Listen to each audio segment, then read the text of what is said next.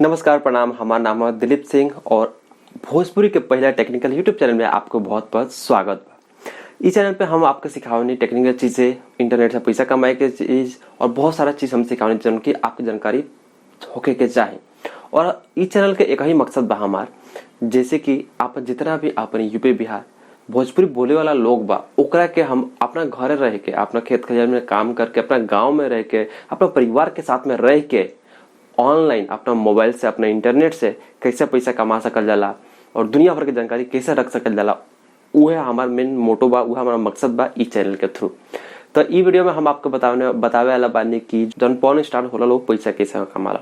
अब पॉन स्टार्ट से मतलब बाकी थोड़ा सा जब मतलब एडल्ट जो कंटेंट बनावे लिसन तो लड़की चाहे आदमी होके ओकरा के पॉर्न स्टार्स कहल जाला। जैसे सनी लियोन बड़ी इंडिया के और ऐसे बहुत सारे जैसे आपको भी पता होई। लेकिन ई जो हम वीडियो बनावता नहीं एजुकेशनल पर्पस के लिए बनावता नहीं, तो आप ध्यान रखिए बस एजुकेशन पर्पस के लिए बा कि हाँ ये लोग पैसा कैसे कमा लो। तो सबसे पहले हम बता दें कि इंडिया में पोर्नोग्राफी बैन बा, इलीगल बा। अगर आप पकड़ल गए नहीं तो आपको डायरेक्ट सजा हो जाए और डिस्ट्रीब्यूशन भी होकर मतलब इंडिया में बैन बा, इलीगल बा। बाहर में बहुत सारे देश बड़े जहाँ पे लीगल बा, लोग वहाँ पे ओपन बा, सब चीज़ करे ला लो। लेकिन जो आज हम वीडियो में बात कर जाते नहीं कि पैसा कैसे कमा ला लो।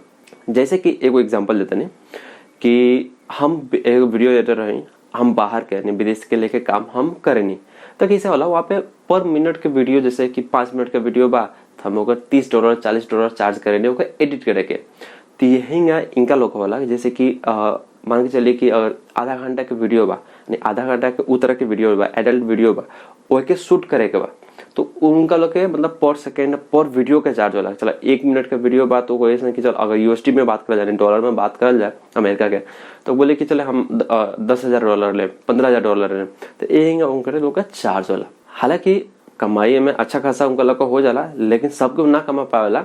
जे सक्सेस हो जाला, जे फेमस हो जाला, उहे ज्यादातर में पैसा कमा पावेला। तो एगो तरीका बा कि जैसे कि पर मिनट के वीडियो के वो लोग चार्ज करे लो और वो डिपेंड बा कितना मतलब उनमें मतलब आप देखा तो कि हार्ड और सब चीज मतलब अलग अलग के चीज होला, तो ओकरा ऊपर भी डिपेंड करे उनको लोग चार्ज। ये जो हम बात बतानी है वो है कि सपोज करो प्रोडक्शन हाउस के लिए काम करते हो, तब ओकरा अलावा का होला कुछ ऐसा बालो जिनके हस्बैंड वाइफ होला। मतलब इंडिया में तो मतलब बहुत खराब चीज देखल जाला एकरा के, लेकिन कई चीज ऐसा बचा हस्बैंड वाइफ मिल के एक काम करे लो, तो वो का करे कि मतलब वीडियो बनाई लो, हस्बैंड वाइफ ही दोनों आदमी रह लो, एडल्ट वीडियो बनाई लो, ओकरा के खुद के वेबसाइट बनाई लो, खुद के एप्लीकेशन बनाई लो, ओइमे सब्सक्रिप्शन दे लो। जैसे कि हम नेटफ्लिक्स देखने से, अमेजन प्राइम देखने से, चाहे वूट देखने से, बहुत सारे ऐसे एप्लीकेशन बा, तो चाहे आप डिज्नी हॉटस्टार ले ली, तो ऐसे ही खुद के वेबसाइट, खुद के ऐप बना के सब्सक्रिप्शन में चला लो। तो उनमें क्या होला कि सपोज बहुत सारे वेबसाइट वाली से जहाँ पे आप देखा तो कि मतलब 5 मिनट 10 मिनट की वीडियो आवत होगी, फिर बाद में जो वीडियो खत्म हो जाता है उनमें फिर आवेला कि और वीडियो देखेगा आती ई वेबसाइट पे जाए, तो मतलब फ्री जो वेबसाइट होली सन वही पे छोटा छोटा क्लिप डाल देला सन।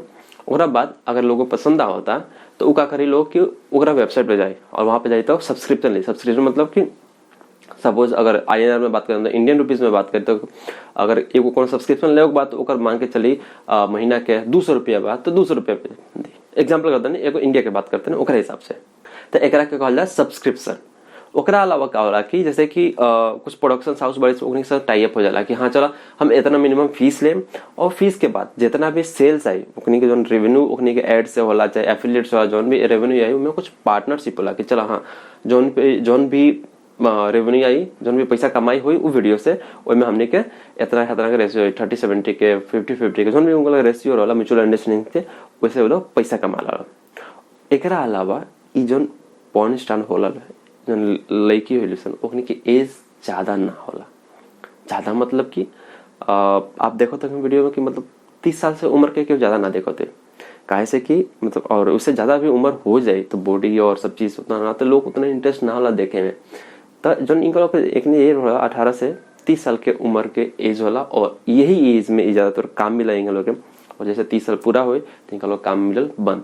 तो ये लोग का करे कि जौन भी पैसा कमाला ओकरा वो पैसा के कहीं और बिजनेस में इन्वेस्टमेंट कर दे, दूसरा कोनो बिजनेस चालू कर दे। जैसे कि 30 साल की उम्र हो ओकर बाद कमाई तो बंद हो जाए, तो का हो तो उ जन बिजनेस रही जौन पैसा कमा के डॉलर बढ़ ओकरा से रेवेन्यू आवत रही और जिंदगी अपन आराम से गुजार सकल। लेकिन इंडिया में अपना ये सब चीज को बहुत घिनौना रूप दिहल जाला, घिनौना माना जाला, लेकिन ठीक बा, अपन सब संस्कृति बा, सभ्यता बा, सही बा। लेकिन कोई ऐसा कंट्री बाड़ी से जहाँ पे वो लीगल बा, वो लोग बढ़ावा दिला सन और वो चीज के मतलब से अच्छा खासा पैसा कमा लो। तो आई होप, हमरा आशा बा कि आपकी वीडियो पसंद आयल होके। अगर और भी ये तरह के वीडियो देखल चाहता नहीं, कोनो टॉपिक पे वीडियो बनाई, तो आप कमेंट बॉक्स में जाइए और कमेंट करिए, हम उस पर जरूर वीडियो बना के आपके दिखाएं और आपके बताएं। अगर आप इंटरनेट से पैसा कमाना चाहते नहीं, अपना घर बैठे बैठे मोबाइल से पैसा कमाते नहीं, लैपटॉप से पैसा कमाना चाहते नहीं, और हम के कमानी वो आपको सीखे चाहता नहीं, तो हम धीरे धीरे वो सब वीडियो बना के सिखाते नहीं अपना चैनल पर। तो अभी के अभी चैनल को सब्सक्राइब करी जल्दी जल्दी जल्दी करी, एगो घंटी है, घंटी पे क्लिक करी, ठीक। और अब देखिए वो ऑल नोटिफिकेशन आवा था, उस पर क्लिक करी, यस। अब जो भी हम वीडियो बनाए इंटरनेट से पैसा कमाए के, चाहे जो इस तरह के कोनो भी वीडियो बनाए जानकारी देम, तो ओकर इन्फॉर्मेशन आपके बहुत ही आसानी से मिल पाई और आप भी के देख पाए। और अगर आप हमारे चैनल के फॉलो करते हैं, रेगुलर वीडियो देखा नहीं, तो हम गारंटी देते हैं कि हम आपके महीना का आराम से 30,000 35,000 रुपया आपके कमाए के सिखा दें। यह आपके मोबाइल से, यह अपना डेस्कटॉप से, यह आपके लैपटॉप से। वीडियो देखे खातिर बहुत बहुत धन्यवाद। Thank you.